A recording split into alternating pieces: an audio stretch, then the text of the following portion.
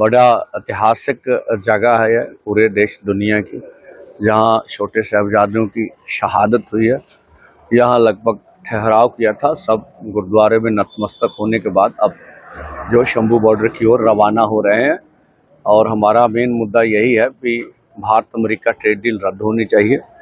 जिस तरह से हमें सूचनाएं मिल रही हैं कि शंभू बॉर्डर जो है बंद किया गया, हमें लगता है देश की सरकार किसानों से बातचीत करके मसला हल करने की बजाय जो है वो टकराव की नीति अपना रही है, दमन की नीति अपना रही है। जो देश के युवा हैं उनकी बात भी नहीं सुनी जा रही, देश के किसान खेत मजदूर की बात भी नहीं सुनी जा रही। तो ये मुझे लगता है कि हम देश के समक्ष रखेंगे, पूरे देश के लोग इसे जवाब देंगे। हमने 4 घंटे के लिए जाना था, किसान घाट किसानों का है, वहाँ भी नहीं जाने दे रहा। और देखिए, इसमें हमें स्पष्ट हो रहा है कि जो कुछ सरकार कर रही है उसमें गोपनीय समझौता है जो देश हित में नहीं है।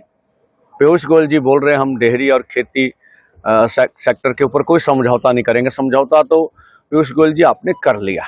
जो व्हाइट हाउस की प्रेस रिलीज में बाहर निकल के आया उसमें कपास, सोयाबीन, मक्की, ड्राई फूड, सेब और नागपति और उसमें और खेती पदार्थ और वाइट रेंज ट्रेड एग्रीमेंट है। अब वाइट रेंज में तो सभी बात आज ये व्यापक व्यापारिक समझौता है। तो मुझे लगता है पीयूष गोयल जी देश के सामने असत्य बोल रहे हैं और भारत अमेरिका ट्रेड डील अटल होगी। हमें लगता है कि जिस तरह से अपस्ट्रीम फाइलों का मुद्दा है, अदानी जी के उनके भतीजे के ऊपर जिस तरह के केस चल रहे हैं अमेरिका के, उनका दबाव है। हम देश के किसान मजदूर सरकार का एक तरह से हाथ बटा रहे हैं कि हम प्रेशर बना रहे हैं कि आप इस दुष्प्रभाव वाले समझौते को मत करिए। अब हम लोग रवाना होंगे। शंभू बैरियर में आपको रोका गया तो रणनीति क्या है? हाँ, देखिए, हम अपनी ओर से कोई भी टकराव नहीं पैदा करेंगे। वहाँ पर किसान लीडर मीटिंग करने के बाद आगे का निर्णय लेंगे। माध्यम से सारी बातें तो जा ही रही है।